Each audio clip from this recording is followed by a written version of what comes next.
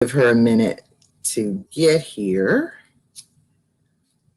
And oh, I didn't notice that before. It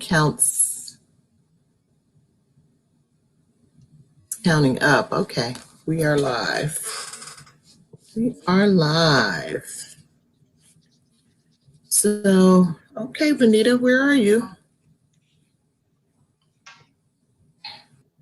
So unusual for her to be late, and I came online about 5:30, and I've been fooling around. I have such a slow connection, and so I was just trying to post some things on Facebook, and it was taking forever. So I feel a little bit frustrated. Here she is. I don't know why I'm coming up sideways here. Stream. Uh-oh. Now you're sideways. I don't know why that's happening. Uh-oh. It shouldn't be that way. Let's see. What could be going on here? It's unusual. I've never seen that. That's never happened. Are you using a phone? I'm using my iPad, and I'm not using a laptop or a desktop. I think maybe. But I use the iPad many times, and it just never happens. Wait, maybe I can reverse. What if you turn the iPad? Well, you could, but you shouldn't have to. Oh, that's odd. Yeah, there you go. Okay, cool. Yeah, we're having I've been in other place for a while. Okay. So we're having strange technical issues today. So I will go ahead and introduce myself, and Venita can catch up when she comes back.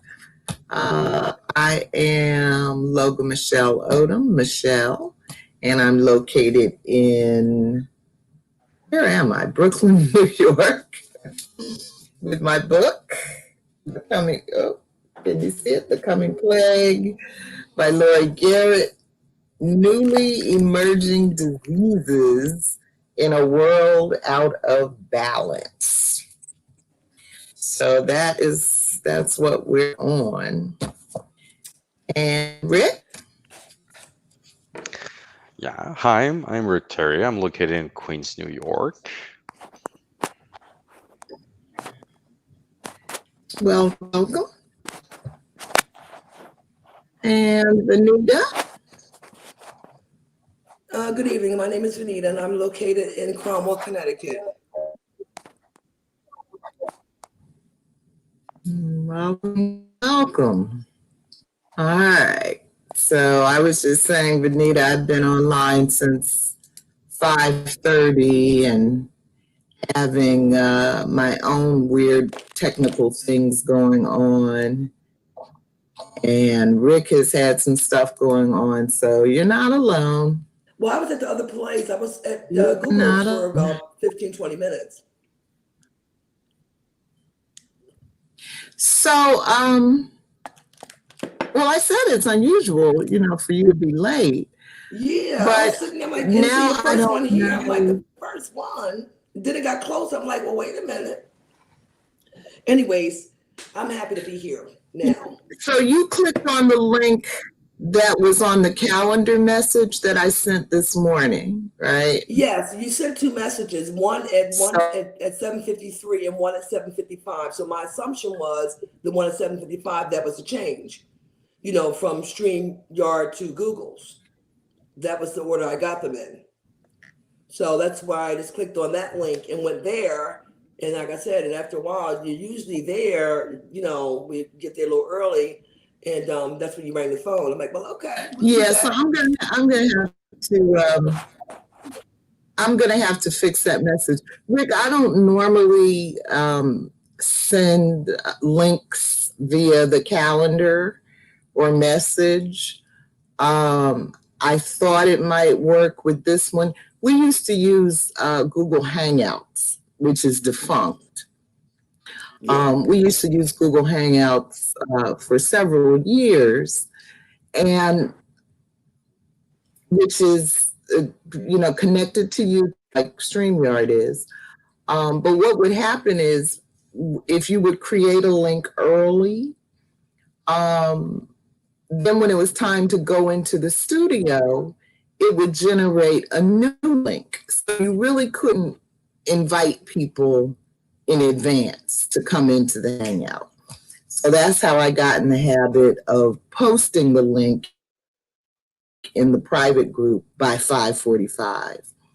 But I thought with StreamYard, we might not have that problem. So that's why I put the link in the message this morning.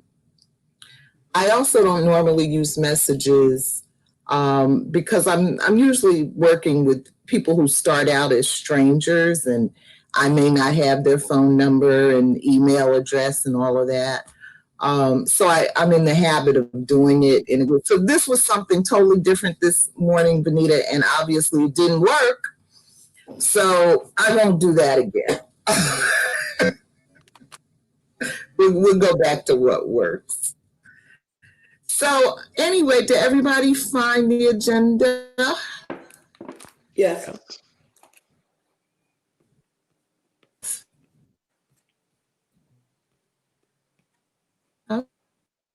Okay.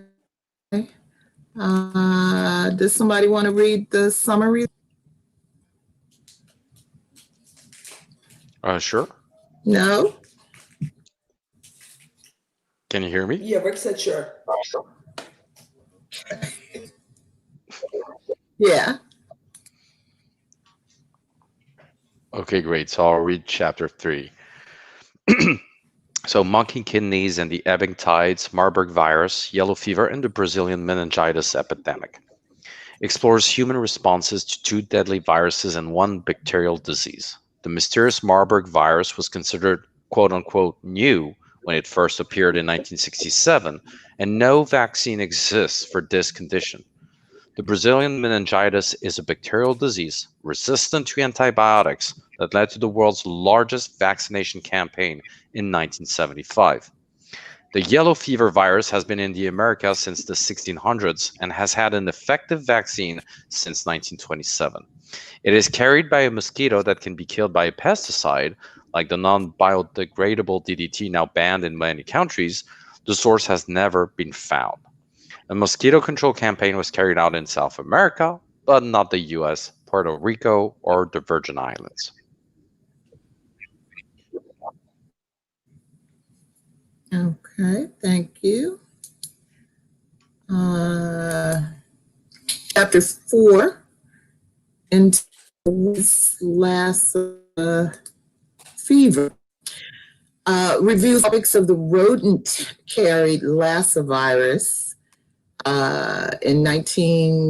reviews outbreaks of the rodent-carried Lassa virus in 1969 and 1974 in Nigeria, which inspired diplomatic crises and the use of spacecraft as politicians passed the hot potato around the globe of people stricken with the deadly Lassa fever. Politicians and physician scientists in Nigeria, the United States, and Germany worked feverishly to define this mysterious tropical disease as patients languish in a hot mosquito-infested Nigerian shed and an abandoned ancient German monastery renovated for high security and patient treatment. All right. Who wants to start the discussion?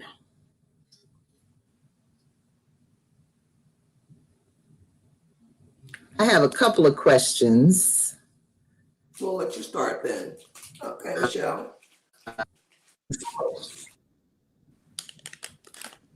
All right, question 1. Some of the medical personnel in Germany and Australia were stricken with Marburg virus. Reading their stories made me think about the heroic medical personnel who have tended to victims of coronavirus. How do you think the United States is treating doctors, nurses, and other hospital staff with coronavirus patients?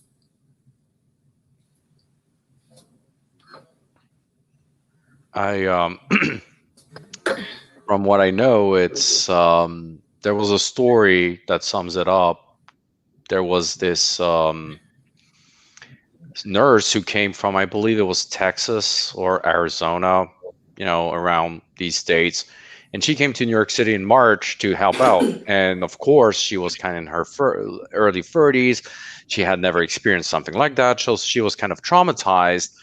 But after finally New York City managed to bring down fatality rates and hospitalization rates, she went back home after 3 months of daunting tasks. And she told, I think it was the Washington Post or maybe New York Times, I read an article, her own family, people tell her that it's not true.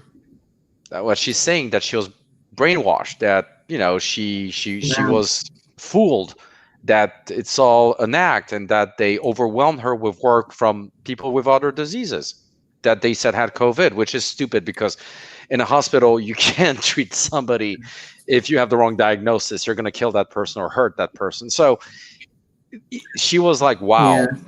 And she's not, it's not her parents. Her parents believe her, but her own brother says, come on, stop. You're being dramatic, and pretty much you're being girly. You were just traumatized because some old people had the flu. It's the message she's getting. So you're like, we're treating them like we know better. Yeah. Yeah. Yeah. Pretty crazy.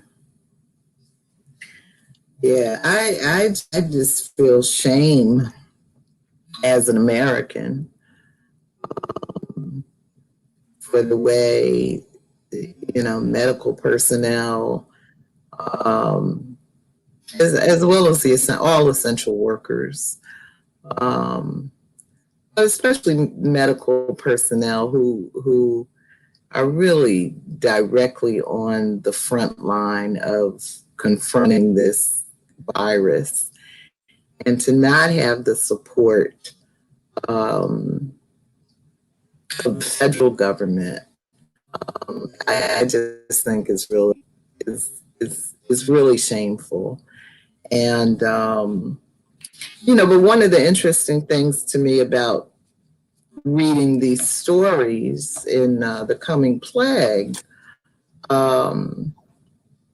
is that, I like the way Laurie Garrett brings in the politics. She brings it all together, the disease profile, the vector, the science, the scientists, the physicians, the politics, and just kind of shows us how all of those interact.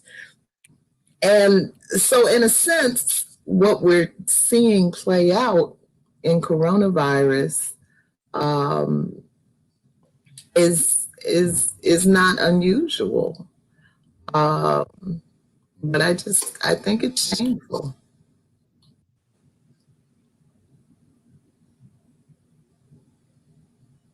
Any thoughts on that one, Venita? I would think it might not be unusual for 40 years ago, but we're in 2020.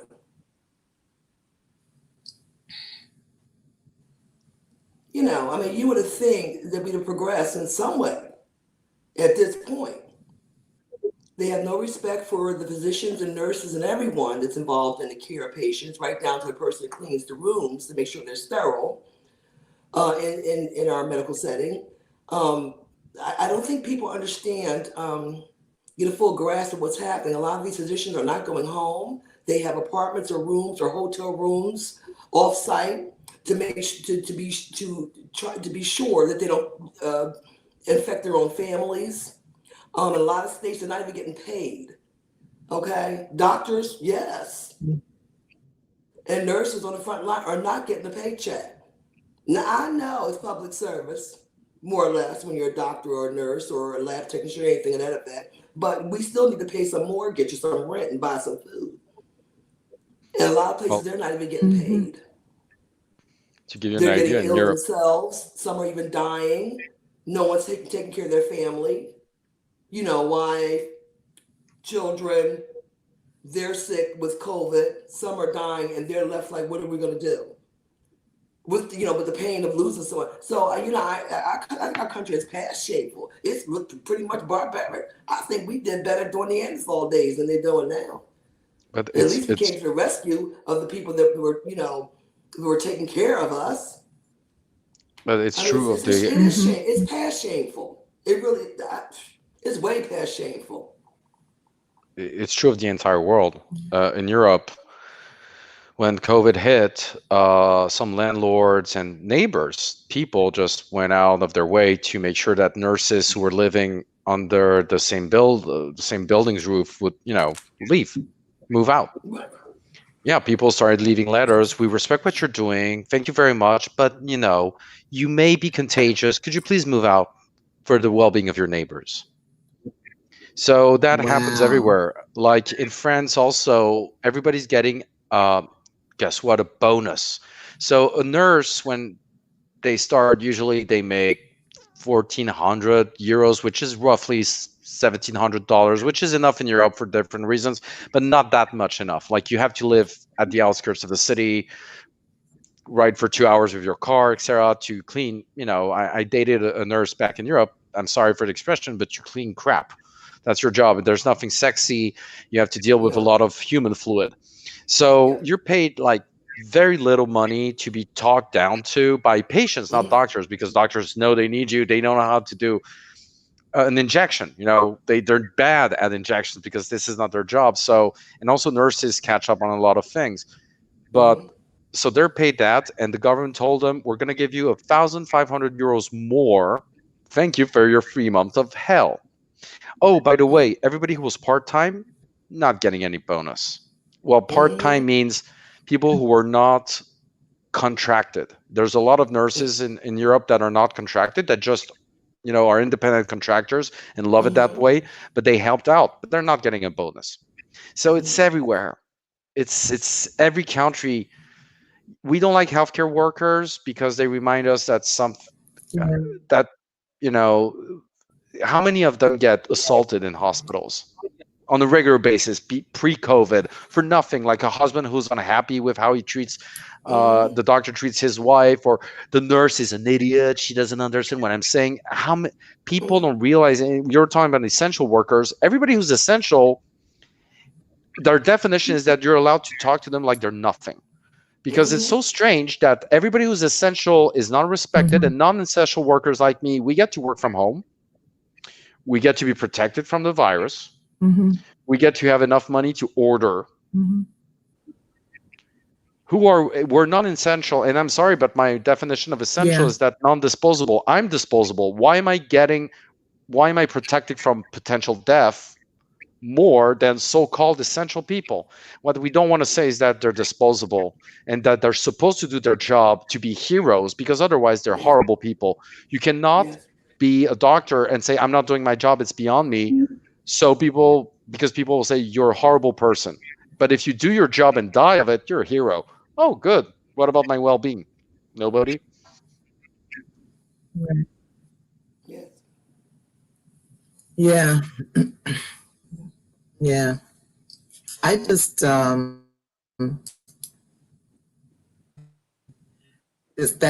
leads us into question 2. Would somebody read question 2 there, the under the specific questions? Okay. Anita, you want to read that one? Sure. Question number 2. At the time, the brilliant Dr. Joe McCormick was ready to enter medical school following his adventure teaching in Zaire during the transition from Belgian colonialism to independence. There was a perceived shortage of American doctors in the United States. McCormick was able to get a full ride with an agreement to serve a period of time with the U.S. Public Health Service. Do you think the U.S. Response to the coronavirus will impact the country's ability to attract these highly skilled professionals in the future. If you were inclined to go into medicine, Rick, which country would you choose? Rick?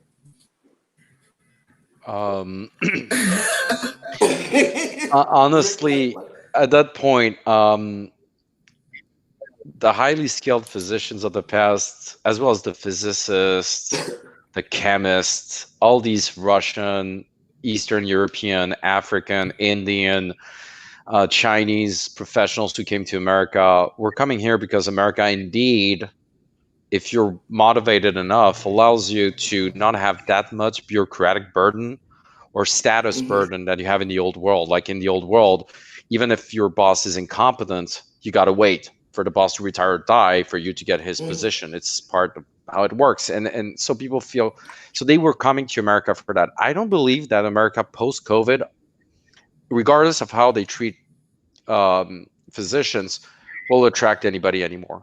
But I think China will, and India too. And because here's the thing, when you're most brilliant analysts in healthcare right now in the United States are Indian or Pakistani. They come here because they're paid nothing for their skill set in India and Pakistan. However, India and Pakistan are developing, and Indian professionals are sick and tired of having, all the time the government telling them, oh, your visa might be revoked because, you're supposed to do this and that and that. And they've sacrificed themselves, and people don't understand. Immigrating to most countries is not as difficult as America. In America, you're alone, and everybody's out there to get your money. In most European countries, even if they're far from perfect, you have free services to protect immigrants, even those who don't have documents from the government, because the government has a thought process, which is if people are left alone in the street, they'll become criminals. So let's mitigate that. But for high-skilled professionals in America right now, I don't think anybody wants to come to America anymore.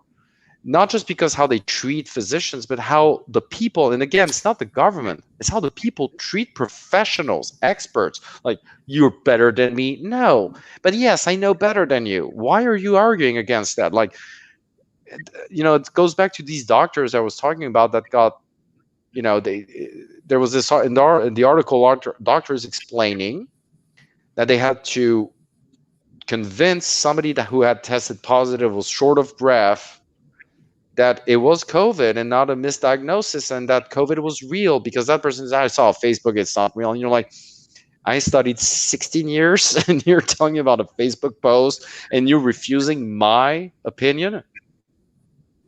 So at that point, it's no longer just the government. And this is where I'm angry, is that, like you said, high-skilled professionals need also people who respect them, not just the government, not just immigration, but people locally who praise them for coming. Like in the past, US universities were welcoming people from Africa, Europe, everywhere else, and like, hey, welcome. Now it's like, hey, you're problematic. Your culture, and it goes on. And I know I have some friends from Senegal who tell me, oh, Americans and race. They're fed up themselves, because it's not about the real debate we need to have about racism in America. But for example, universities in America are now just about social studies. So scientists themselves are feeling a little bit not like coming here. And so there's a full set of factors that make healthcare professionals from all over the world prefer to stay at home. Even Africans. Yeah. You look at Zaire, so now the Democratic Republic of Congo, they don't want to come to other countries because they, on their own, with nothing, managed to contain Ebola in the midst of a civil war, and guerrillas, because guerrillas were in the rainforest while they were trying to. So they have stories about that, and they managed to do that, to achieve that. They're not leaving. Otherwise, they would have left a long time ago when it was war. So I think the world has changed for the better in lots of places, and I think the West, the old imperialistic world is starting to feel the change, because we had clever people. Where are they? Oh, they're not here anymore. They left. Yeah, thank you. I just as I read through that section of the book, it just seemed clear to me that why why would anybody want to go into public health with the way Americans have performed during this crisis? Well, think about one public health crisis that nobody's ever addressed, and to this day, nobody is writing about it as a health crisis: the crack epidemic of the 1980s. Because it was focused around certain neighborhoods. So it was not a public health crisis, it was a criminal problem. Even though most people who weren't in those neighborhoods didn't experience problems. So the problem is we criminalize people and we consider sickness a crime. Remember also AIDS with gay people in the 80s were dying like flies in Montreal, New York. Nobody cared. And it took people like heterosexual stars or Freddie Mercury, who was gay but still to die, for people to take notice. 5 years after the official diagnosis and 10 years after the first case. And you look at COVID and you're like, you know what? It's business as usual. And in other words, we're starting to criminalize people. We were talking about healthcare workers not treated properly. The more you talk about diseases, the closer you are to be considered crime prone. Look, we're looking for you look at China. We're looking at blaming China for the virus. It's stupid. It spreads. What we can blame China for is not being very transparent about the first weeks. But that doesn't mean that we're looking for a culprit. It's a virus. It's an epidemic. You were talking about the politics, in the book, it talks a lot about everybody throwing the hot potato at each other. It's like, it's not human, but we still think in terms of who's accountable for that situation and who is responsible. Nobody. We all are. There's nobody who's a culprit. So, I'm still wondering at that point if diseases just don't reveal how self-centered humans are and how incapable they are of looking beyond their little lives. And Well, Yeah. I mean, Nigeria, it was a good example. The Nigerian government, as the government here, that person that's in the White House, they were doing the same exact thing. That's the German disease. And at some point, we don't even have one. Does that sound familiar to you? If you deny it, it doesn't exist. yeah. Right. So I mean, And so that person that's in the White House, he must have took that right from the book. there's Right. I mean, I There's was really acting like I thought I was having an out-of-body experience as I was reading these two chapters. I know there's a The quote. person that's in that White House, and I can't call that person's name because I just had dinner and my biscotti dessert, and and I'm trying to hold it down. But that person, he's doing the same exact thing that the Nigerian government was doing. As if this disease, it discriminates. Yes. Oh yeah. And because it was all political, he didn't want to be associated with it. I mean, look at the Nigerian government that got upset and caused again, here goes the politics, caused deaths because they didn't want to give visas because the doctor named Lassa after one of their towns, their villages. Like, are you kidding me? Yeah. So it's just sheer ignorance. I know today I dismiss everything as mental illness. I had a person tell me the other day, you dismiss everything as mental illness. It has to be, because there's no other logical reason for people there to is. behave this way unless they're not mentally stable. There is. You make everybody believe that's the truth, so you benefit from it because everybody's too busy fighting each other. You know, there's a horrible. I'm going to quote somebody horrible. I'm going to quote somebody who is a war criminal and a genocider. But during the Wannsee Conference, that was this top secret conference, 1941, where the Nazi regime decided to terminate, quote unquote, the Jewish population of Europe through so concentration extermination camps, and they were arguing about what was the best plan.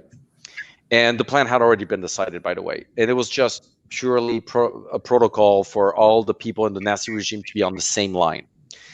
And there was a debate about, you know, like one of the, I think it's the guy who was like the party leader of the Nazi party leader. You know, they had put a puppet there while Hitler was the leader of Germany. They had put somebody from the Nazi party, and the guy was one of these pig-like humans, you know, with huge, like, disgusting whatever. And he was annoying even the other Nazis around, and with his behavior. And at one point, say, why don't we keep them in those ghettos, you know, Warsaw, etc., and just wall them in? And who cares what happens to them? And he was laughing. And one of the most Nazi people in the world, which was one of the doctors who had exterminated himself with his hands several thousand Jews, stood up and say, so cholera, the plague, they're not like us. They don't recognize superiority. They'll spread to you and your children. So we need to find another solution. So even the Nazis were aware that diseases don't discriminate. And people don't realize that if Nazis understood that, it either means that our people govern us understand it, and they're doing like the Nazis, like, well, let them die, let's wall them in. That's what China did in Wuhan. Or they're ignorant. In that case, what are we doing obeying the government? I mean, diseases put us in front of a choice, you know.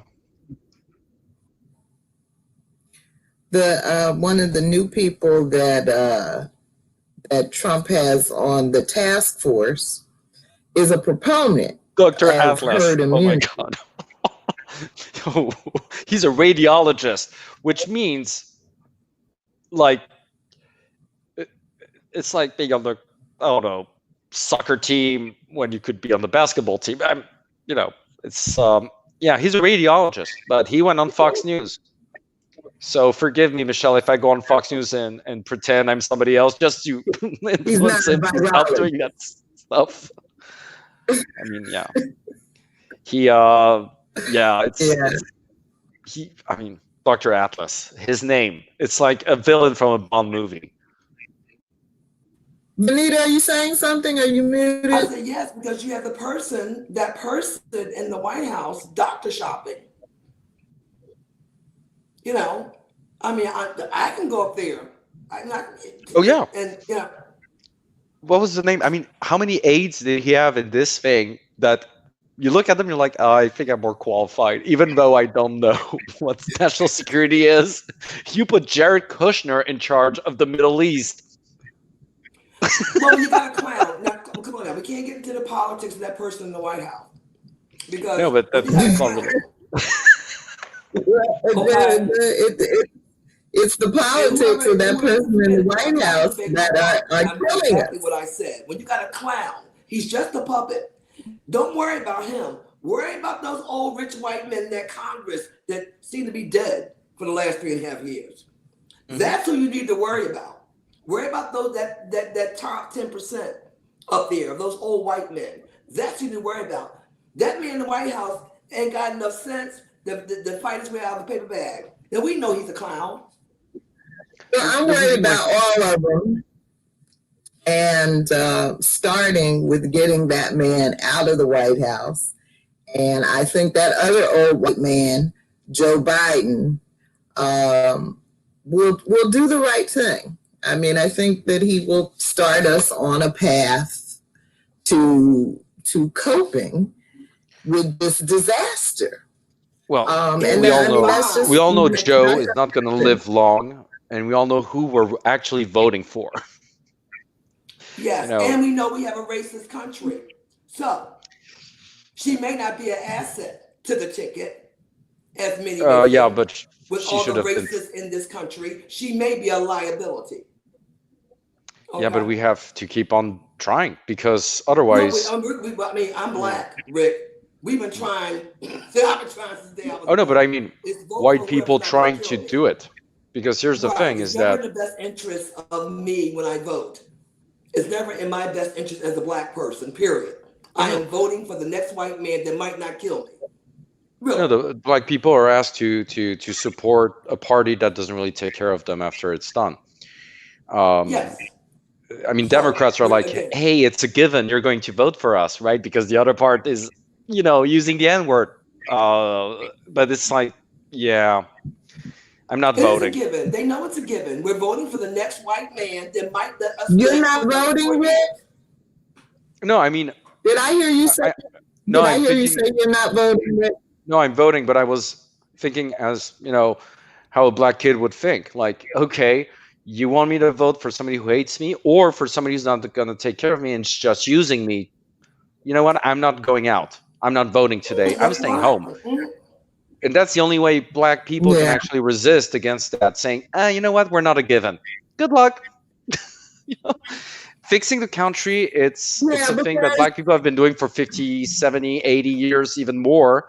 Even the Civil War, like for how many years? There's a movie that every white person out there loves. It's Mississippi Burning.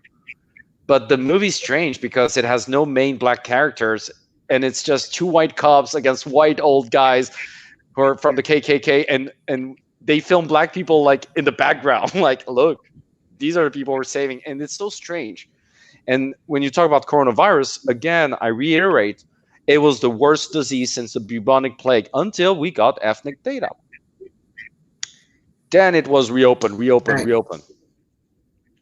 And right, you're right, it's a right. racist country, and racism is a public health crisis, like that said Dr. Fauci. Yes, it is. It is. It is. It's just, It is. But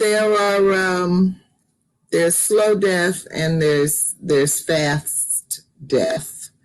not So spectacular in enough. terms in terms of our presidential candidates, I think there's a clear difference. And I agree, Rick. There are some people that are going to decide they're not going to vote at all because the choices are not great. They never are.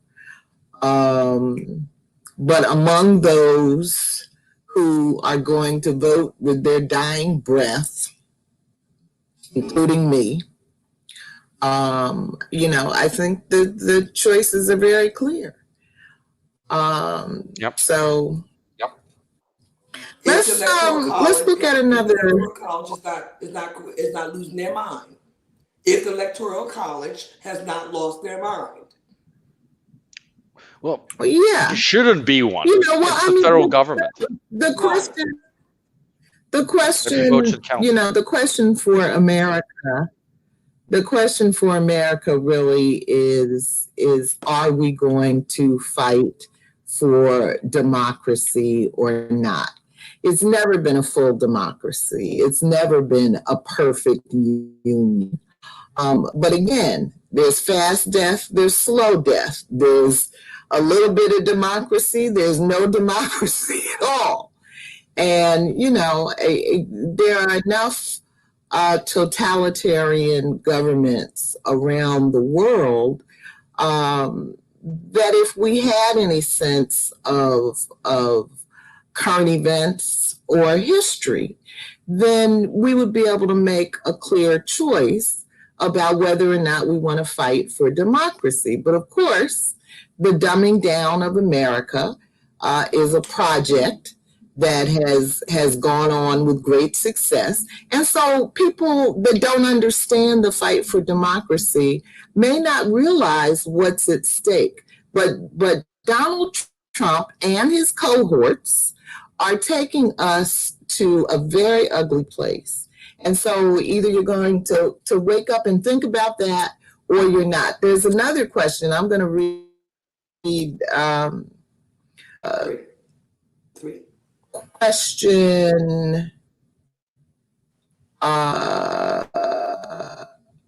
question 4. I'm going to read question 4 because it kind of goes to this issue of democracy.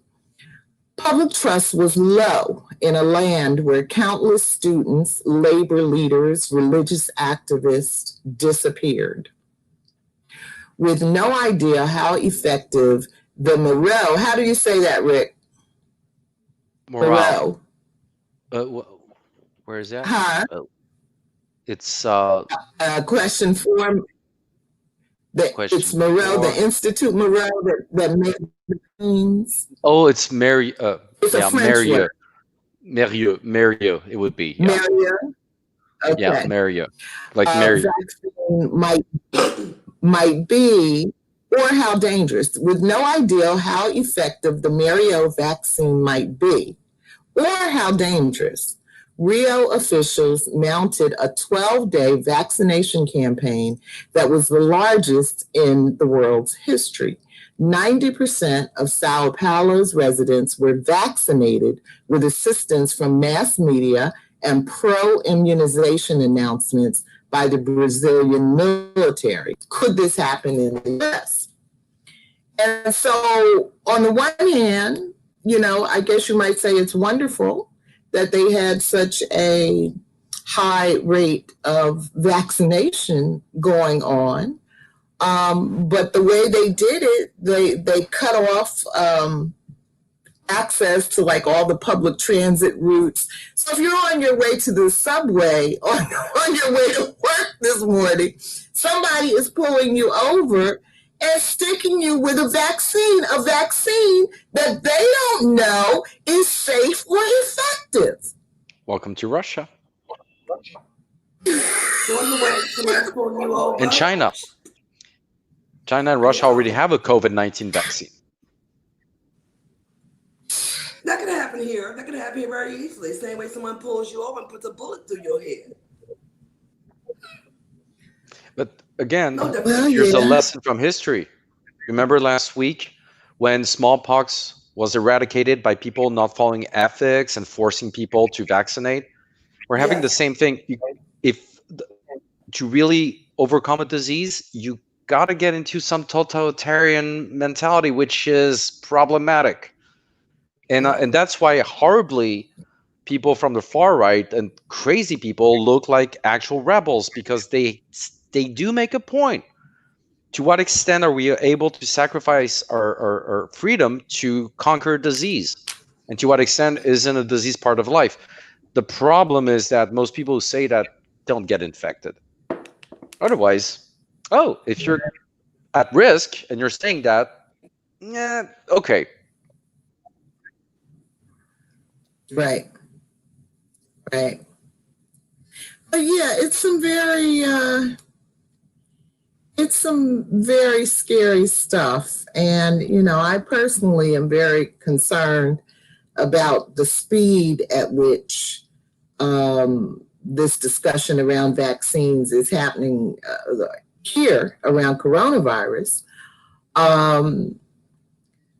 with very little discussion about safety, just like the speed, with which they wanted to open up schools, with very little discussion around safety. And now all these schools that are starting to open up are having a hell of a time. And so, but we are experiencing a form of authoritarianism, totalitarianism, even though, we haven't completely closed the door on our ability to kind of influence the direction that this country takes. But we're at a very critical, tenuous point in American history. So, I don't know how to force people to understand that when they've made a lifetime out of not paying attention to politics. But we're going to wake up one day and we're not going to have a say about anything. Well, the risk is from, Europe has gone through a lot of totalitarian regimes over the centuries. Here's the lesson from Europe. It doesn't last, but what ends happening is that you don't have the country's ruined by other countries. France went through a revolution that became a totalitarianism in 1793. We were executing people like this, like that. Okay. In a matter of 10 years, it was over after the empire collapsed under Napoleon. And all of the European countries, the old monarchies, just shared France. Same thing for Germany after the Second World War. Same thing for a lot of countries. Every country that has gone through that madness has been taken over by other countries afterwards, because it was such a mess that we're like, you know what, your disorder is getting to our border. That's enough. We're colonizing. That was, by the way, the excuse the French had for Africa, even though Africa was not at the border and they were like not doing anything. They were, they were, so you got to be careful with that, because I think that Europe, not Europe, but Russia, China, India, China right now, they're like, you know what China did against America in January? You remember when we had no protective equipment? What they did is they asked Chinese people in America, they gave them money in exchange and said, if you go buy in stores as an individual as many masks, many hydro, alcohol, etc., and send it back to us through a cargo, we'll put it in LaGuardia and JFK and other cities, and they did that also in Europe, you'll have, bonus from the government. And once the crisis hit, there was nothing left. They hoarded everything. And then when we needed them, you remember those moments where they were sending back airplanes to us with lots of materials? Those were not free. They sold us back our own stuff for 10 times the price. Wow. Because it's a war. Not that China, I'm not taking sides, but at one point when you're China and you're that old and that big, and a country like America for the past 4 years has telling you, like, and then with coronavirus accuses you of everything. So that's the danger of totalitarianism, is that it's not only going to destroy liberty at home, is that it's going to make America dependent on a lot of other countries that have a lot of resentment towards Americans in general and don't discriminate, all Americans. So I don't know. I think people need to realize that, I have in New York some Trump supporters that told me recently they're not going to vote. They can't vote Biden, so they won't vote because they don't want to vote for Trump. Some of them, it takes them to be hit by coronavirus to believe it. But they were like, you know what? Russia's going to invade us. I get it now. So even Trump voters know Russia intervened. Yeah. And, it's terrible, but I don't want to be invaded. I don't want to be invaded by Russia or China, Rick. It could happen. Nobody thought France could be invaded by Germany. We were the #1 military power in the world in 1940. #1. Even the British were like, ooh. So I believe it can happen. I believe it can happen. Coronavirus. Would you have believed that 10 years ago? Or Donald Trump president? Just that. That's what I'm saying. This world is insane. Easily. We're at our weakest point. We are at our weakest point. They have all the citizens in this country literally bent over. Okay? They have access to technology. It's beautiful for them. I mean, and that's the thing about Americans. And it's not just Americans who were born here. Anybody comes to this country, all of a sudden lose their mind. I don't know what they think this place is. But they just automatically lose their mind, assume that everyone here is smart, this is a superpower, da-da-da. Well, we're not super. We're looking pretty weak right about now. So pretty much me and a few housewives could come in and take over the United States.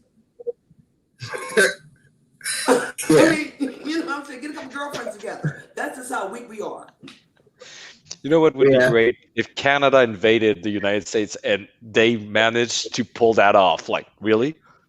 No, Mexico. Mexico. No, what I would love is Mexico to say, Mr. President of the United States, we're going to pay for that wall. We are going to pay for that wall. Please do not come in. This is mental illness. I still believe that it's mental illness. It has to be. Nothing else can account for the fickleness and what people choose to believe.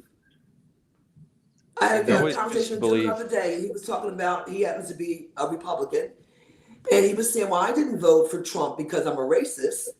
I'm a Christian. Oh, like Europe. I voted for him because of the economics. Think about forced conversion. Company, like, so what did you get? What did you get? Like $4 more in your paycheck a week, and you willing to sell your soul for $4? So it's just all kinds of excuses. They don't make any sense. So I'm going to say this is mental illness, period. And nothing I can do about that. I'm not trained in that field. It's just. I wouldn't confuse mental illness and cognitive impairment. I think that literally it's the brain. At that point, it's no longer just an illness. I think it's horrible what I'm saying. It's a disability, and it's scary because you feel people do not tolerate anything not related to them. Like children, puppies, when you have puppies around, you always need to socialize them so that they understand boundaries with other dogs. Otherwise, they become crazy. They pee everywhere when they're adults, and you can't control them. Well, I feel a lot of people of my generation are like that because our actual parents were television. What are we talking about? Look at all the Trump voters. They love Bruce. They always refer to pop culture movies of the 80s, action movies. I watched them. I understand where the enthusiasm comes, but we were children. But they call themselves traditionalists, and I love doing that with them. Okay, what's the greatest American author of all time? Oh, I love Mark Twain. Okay, and you vote for Trump. Okay, quote me some Mark Twain sentences or anybody from American literature. I don't know any. Oh, and you're a nationalist. Why? It's so strange. You love your country, but you're more ignorant than some immigrants. Like any American who was born here, who has to pass the exam to become an American, would fail. Because when you see what they ask immigrants to know, it's like, what is the 17th president of the United States? Oh, it's crazy. So. That is true. My husband went for his nationalization, and the questions that they asked him many years ago, I guarantee you, most Americans couldn't answer the first two. Yeah. Yeah, it was. Yeah. So I don't know, Rick. Anyways, where are we? Because it's just too much, Rick. Too much. And I'm drug free. Could you imagine? So did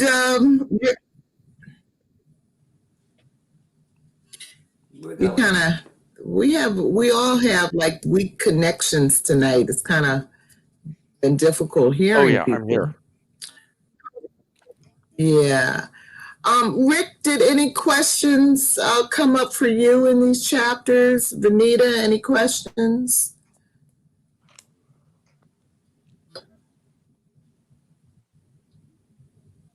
No.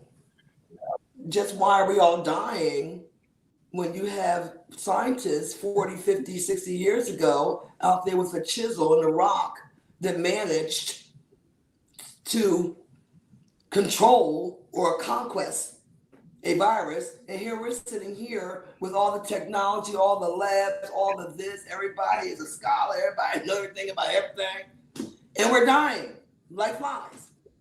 With everything that we have, this is the superpower, United States. That's what they say. Yeah. So that's a problem for me. But once again, I forgot what chapter it was. It was brought up at some point. I forget who it was by that. A lot of the doctors many years ago, like the early 20s, they were able to identify through observation because they were brilliant in that way, and they had no tools. Smallpox, they saw it. This virus, they saw it. That virus, they saw it. And because of labs and technology, again, just like your generation, and Michelle and I talked about that, my generation as a whole dropped the ball. but they won't take the responsibility. I It's think the it's same way us. with that. It's like now the doctors depend totally on labs, and everyone depends on this and that, and there's no true, I guess, the talent, and I call it talent because it truly is a special skill to be able to observe and, you know, without any tools and years ago be able to identify so many different things. That's not, our attention spans are so short now. So that's just not happening anymore. So we don't have that investigative medicine. And it's more than that's just one reason. Of course, we have, you know, the insurance industry. You know, everybody's traded publicly on the NASDAQ. It's a lot of things that go into play. But just that specifically, we don't have that anymore. We simply don't have it. When you go to the doctor, you better tell them what you have. That's what I do. I tell them what I have when I get there. Because he's not going to investigate anything. I mean, people go to the hospital with Well, these symptoms guys, and, you know, they're told they don't have COVID. Now, COVID yeah. is evolving. You don't have to always have a fever. You don't have to always cough. You don't have to always fart. You don't have to always do anything, you know, because it's evolving. But no one's doing investigative work. So we're pretty in a very bad position. You know, that reminds me of something related to pharmaceuticals. In the past, and to this day, you have like 7 or 8 left. They're paid a fortune for pharmaceutical companies. So their role is they know ancient languages, they know botanical science, they know biology, they know medicine. So it's a very multidisciplinary skill set. And like they need to know ancient languages and also oral languages. What do? They go into rainforests. They go anywhere in the world and they talk to people around like, what do you use when you have that? And they look at plants and they try to find new cures. And these guys are extremely rare. And they used to, and they explain they need all these skills because you can't identify in the rainforest which plant, because there are millions we don't even know exist. And his principle, it's an old principle from the ancient times that you find everywhere in the world, Chinese medicine, African medicine, which is where there's poison, there's an antidote. So if you have a plant that you know is poisonous, if the plant wasn't able to take over the whole rainforest, it's because there's something resisting the plant. Where is it, and can it help for a disease of animal or human condition? And this guy was explaining we're disappearing because nobody wants to go through. In the past, in Europe, there was this academic ideal where you could become you were paid to be a student for the rest of your life. You would study medicine, philosophy, everything, and then you would do a job on the side. But that was seen as not good anymore in the 80s, 90s. Now it's maths, the economy, money. And so we're losing these guys. And this guy was telling us, you know what's the real drama? We're having the post-antibiotic age coming our way without people like us going to the rainforest to try to find stuff to study. Not say it cures people, but, you know, have new ideas. You're going to have fewer options, and worse than anything, he was explaining what makes my job extremely tough is you're destroying the rainforest. So pharmaceutical companies, surprisingly, who are Satan, have a tendency to protect the rainforest, because without the rainforest, there's no revenue. Because this is where antibiotics, the future antibiotics are. This is where the future drugs are. Blockbuster drugs might be there. So we're losing all of that because it's all short-term, you know, fulfillment now. Mm-hmm. But even not money-wise, you know. These guys we've been reading about, Dr. Carl Johnson and his Cowboys and Goody Casals and the gang. They were some serious heroes. And I'm Notice just what they all had in common, though. What? They were not clean, polite people. They were passionate, they were dirty, and they were partying hard, even in the midst of a pandemic. So what I mean is that we need lively people, people who believe in life in general, who are not just, who are curious. What we're losing is curiosity, because in the past you had doctors who wanted to study philosophy. Seriously, not just Right. at home, like go to college while still studying. You had people who were so passionate, they just wanted to do what they loved, even if it took 20 hours of their day and slept little. Nowadays, I remember when I was a kid, Yeah. French doctors would smoke a pack of cigarettes in the hospital while talking to patients, but nobody cared. Of Yeah. course, you shouldn't do that, but what I mean is the spirit was like, yeah, life sucks. How can we help each other? How can we be curious? And how can we Yeah. stop trying to be perfect? And we're at a time where everybody's perfect. Even Donald Trump, ex dictators, like dictators from the past, would be astonished by that, because it would be like, wait, what? We're not supposed to lie. We can tell them we're horrible people. Like even Mussolini and Hitler were trying to hide that. No, we're not murdering Jews. No, no. Trump is like, Right. yeah, we're separating children from their mothers at the border. Yes. Oh, yes. And Right. nobody moves. Right. So I think that's the point. Yeah. Yeah. Like this Dr. Brinkman, it ended up in Germany. They gave him hell. And that story about his mother being sent a bill.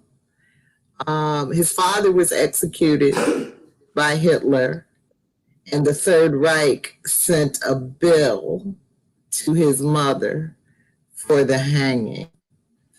Was just startling to me.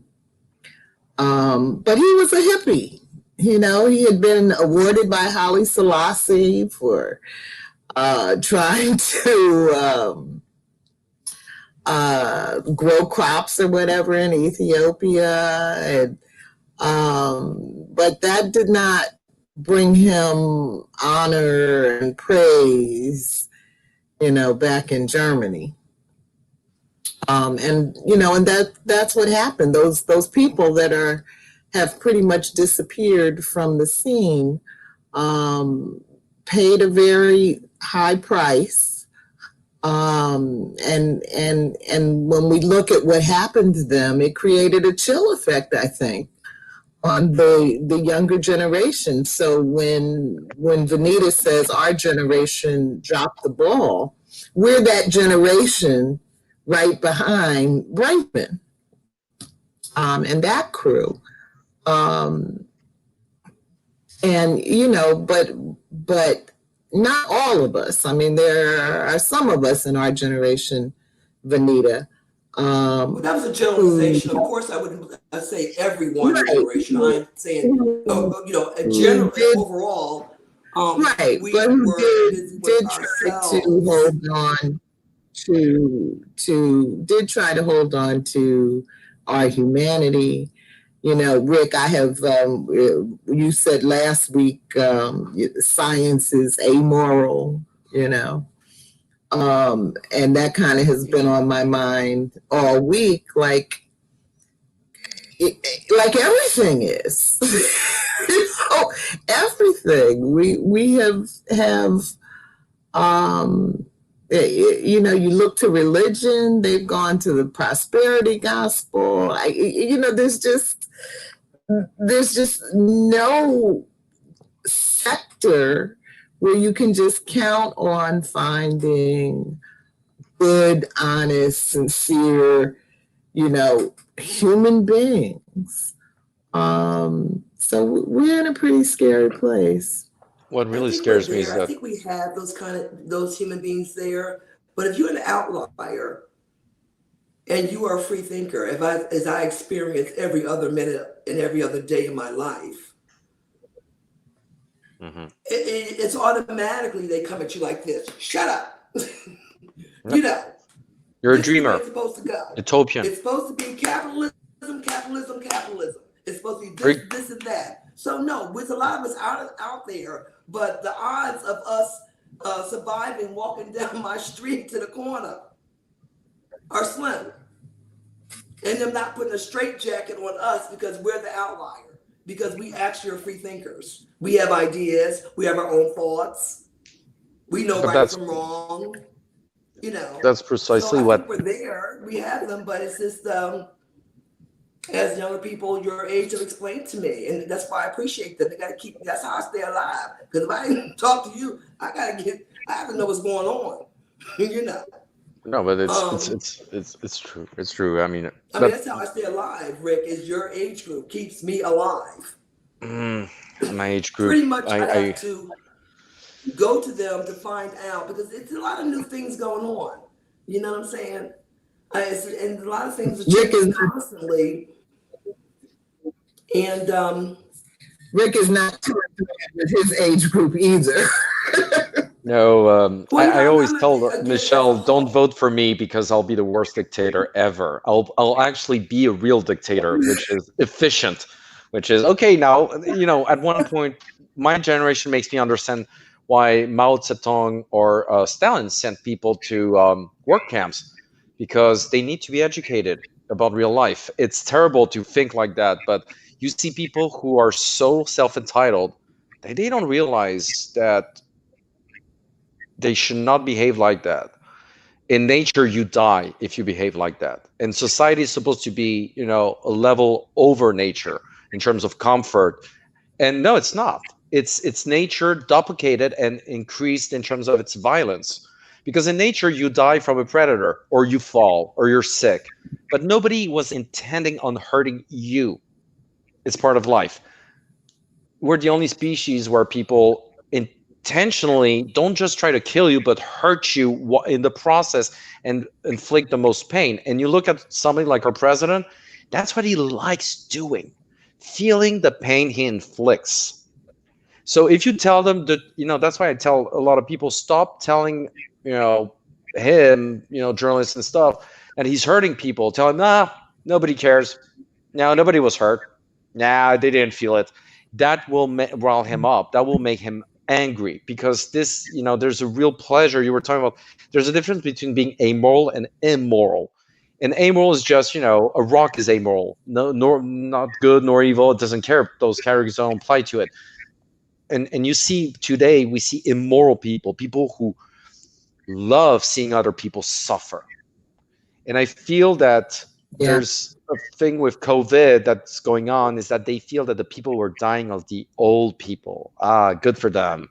You feel that hatred, like in the whole Black Lives Matter, quote unquote, all lives matter reaction is part of that, is that we like seeing people who are not us being hurt for our pleasure. And this is what really frightens me with my generation, the previous one, and maybe all generations. And maybe there were always outliers, and maybe this never really changed. It's just becoming worse and worse in terms of intensity. But maybe people deep down, like there's a perfect pleasure in pain. And that's what scares me, is that I see people voting for who just because they know progressives are going to be triggered. And when you're at that point, I don't know what to, at that point, I don't know what to respond. And it's the same thing with COVID. What do you respond to people who think like that? They know people are dying. And you were talking about the difference between yesterday and today in terms of how public health is managed. In the past, one potential casualty was enough to shut down the school as long as we weren't sure the casualty wouldn't happen. Now it's like, yeah, a few. Come on. It's worth it. It's for the economy. It's for my friend who owns Target. right. Yeah, yeah. We've lost something. We've lost something. But I'm Anyway, optimistic. let's switch gears for a minute. And I wanted to say to you guys that I really would like to slow down the pace of our reading. I know I said I wanted us to try to do like 50 pages a week. But I'd like to cut that in half, actually. Because there's so much here. She provides us with so much detail that I don't want to miss it. I want us to be able to really take the time and reflect on all this great information that we're getting. So if we cut the reading pace, then of course that means we go a couple of months longer to get through it. But I don't have anywhere to go. Is that all right with you all? That works for me. I mean, there's a lot of detail. True. It's very dense. Okay, Venita. Yeah. We have Venita, is that all right? Rick and Michelle. Sounds good to me. It sounds good to me because it is a lot. Okay, we thought we had a connection problem. Because we're going to be in the house. Right? I can barely hear you. Because it's going to take a long time to really get this COVID thing under control. Okay, so I'll redo the schedule, and post all of that before next week. Okay. Anything else? Any final thoughts on Marburg virus, Brazilian meningitis? One thing that scares me with all of this stuff. In my other book group, the Global Black Feminist Reading Circle, Rick, we're getting ready to start reading Caste by Isabel Wilkerson. Let me see. Caste, the Origins of Our Discontents by Isabel Wilkerson. Very popular new book. And I just started reading it. And there's a story in it at the beginning that starts out in Serbia, where all of the herds people are dying.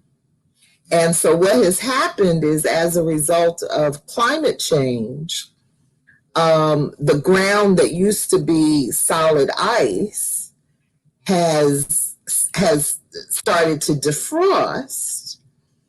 And so what came up was anthrax that had been buried years ago, decades ago, killed off all the reindeer in the area.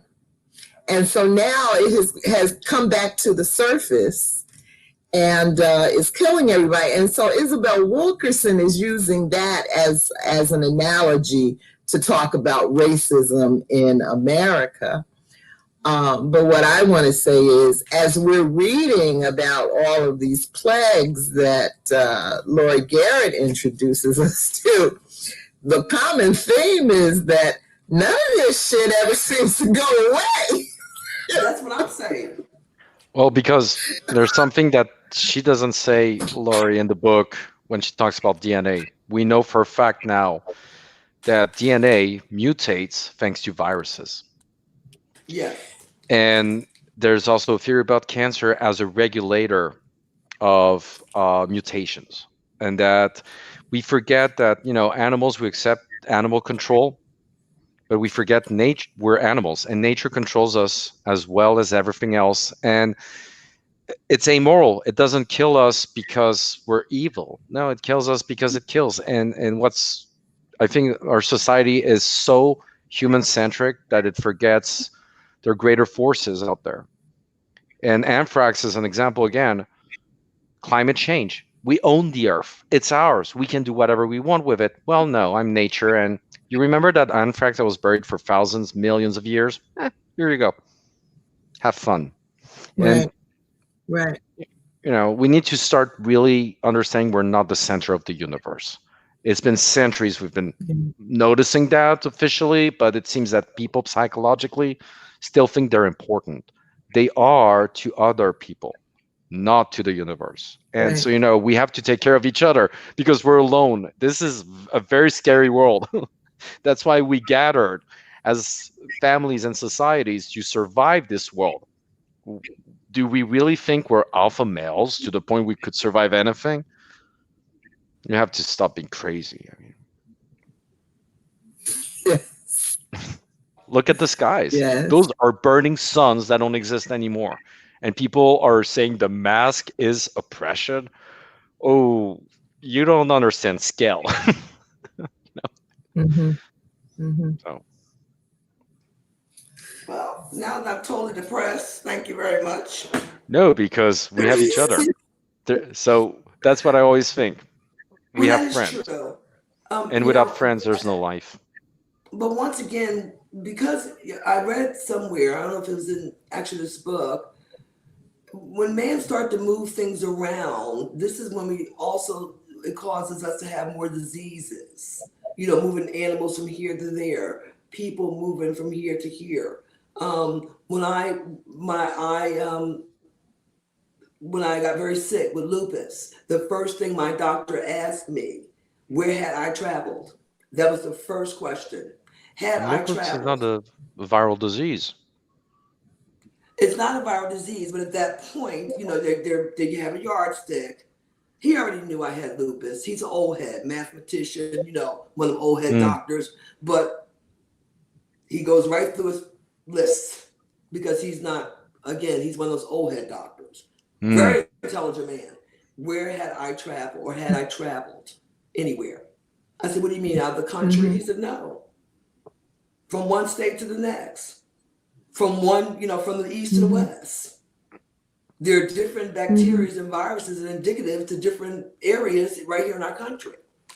You know, so that was that was my first learning. You know, I start to really understand, you know, why these questions are important. He said, well, and then he wanted to explain when people move around and we start to move around, or we start to move animals around, or plants around, or bugs around, or microbes around, a lot of stuff can happen. Where have you been? Where have you been in the garden? You know, it's like all kinds of questions. I'm like, well, wait a minute, let's get to the lupus part, you know. But he had these series of questions. But once again, those investigative doctors, since then he's retired about 4 years ago. Yeah. But they were more investigative. It wasn't just for me. Maybe it was beneficial for another patient. You know, he just had these series of before he got to the lab part. No, you might You have know, been worried lupus that some bacterial or viral agents might have increased symptoms or led to yeah, organ involvement symptoms. He was a good doctor, and also because maybe it's not lupus. You have lupus, but maybe how you were feeling at that time was due to something else. So to avoid thinking, it's lupus, the easy way. We have which they do now. Oh, it's probably cancer because you had cancer in the yeah. past, See, so it's cancer.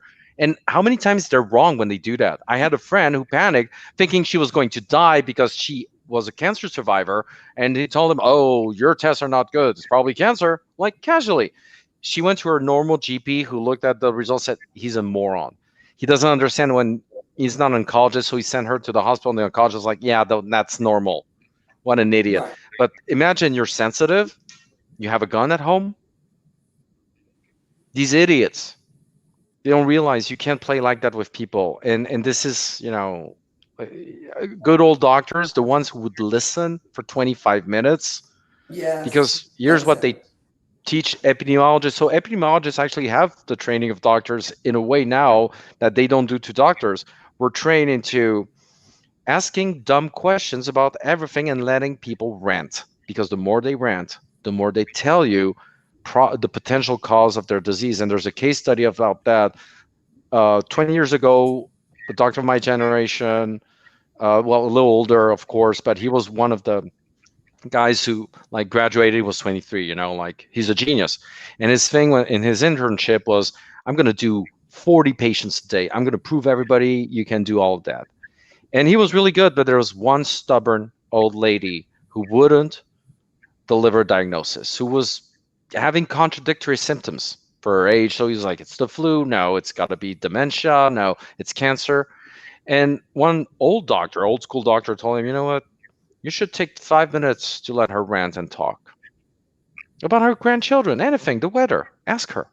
So he went one morning and they talked, and she started talking about her grandchildren, that they had brought her back from Peru beautiful silverware that she was Oh, using.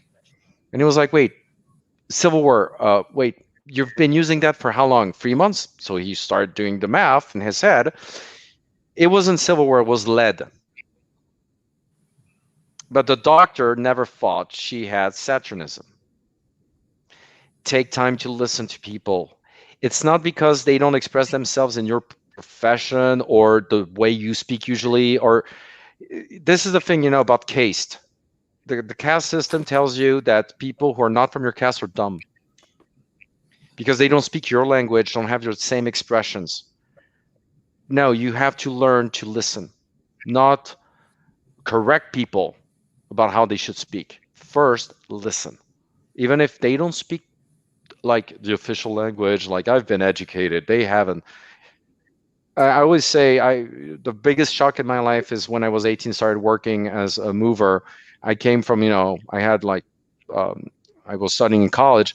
The most intelligent people I had met weren't going to college, but they had real life experience. So even when they were exposed to things that are complex intellectually, they would think about it right. Unlike educated people in another area trying to pretend they knew something about your area. So-called non-educated people are officially not educated, but because they're not educated, they're humble enough to think. Whereas people like me, when I'm confronted to another expert, we're like, yeah, you're an idiot, you're an idiot. We don't listen anymore. Yeah. I used to teach people how to read. And the first man that I taught how to read was so impressive to me, because that's when I learned how smart you have to be to move through this world without knowing how to read. But they see things and notice things and decipher things in a way that's really brilliant.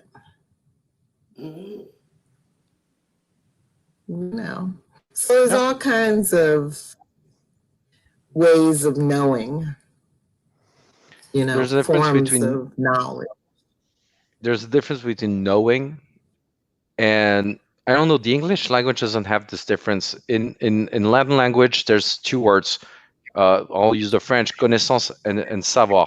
Savoir is the knowledge you inherit. The official knowledge in science anywhere, like the knowledge that you inherit from your parents, that might be true, but it's not about being true or false. It's just the way it is, but it's not coming from you. And they always say in Europe, in the academic world, especially in France, unless you internalize an idea and you're able to recreate the reasoning and be convinced by it, you do not understand an idea. And it's all external. It's not just critical thinking, it's thinking by yourself. So, okay, you heard that guy say that great philosopher. Do you understand yourself, your inner self, why that's important? If not, it's useless. It's culture, not knowledge. And I feel a lot of people are like that today. It's all about culture. And you were talking about that guy who couldn't read. So of course he didn't have access to culture. He couldn't name drop people. But maybe he fought things that the greatest philosophers themselves fought. He just didn't know it was there because he didn't have access to the tool to communicate with these. And a lot of people who know how to read, they don't know how to read. They read a book, and then you're like, what is the book about? And they're all wrong. It's insane, You're like, oh, you didn't understand the book at all. Yeah, that's why I don't like to rush through. I mean, I know how to speed read, but that doesn't do much for retention, comprehension, really assimilating the information. So I like to take my time. So next week we're on chapter 5, and it was supposed to be the whole chapter, but why don't we do half the chapter, the first half chapter? Yambuku, whatever that. Oh, Ebola. This is the Ebola chapter. Oh yeah. No, this is a big bit. This is going to be scary, by the way. Are we going to read the entire half of chapter 5? No, just 25 pages. Half, right? Yeah, just the first 25 pages. Okay. Yeah, it's 50 pages long, the chapter. I didn't look that far. Yeah. Okay. Yeah. So Okay. Well, as always, Rick, I also wanted to say to you that when I hit the end broadcast button, when we stop going live, we can still be in the studio. So if there's anything you want to say to me after the camera goes off, you can. So I'm going to hit the end broadcast button and say we have had one viewer out there, so thank you for joining us, and we will see you same time, same place, same bat station next week, reading our story together. Good night, everybody. Good night, everybody. Take care.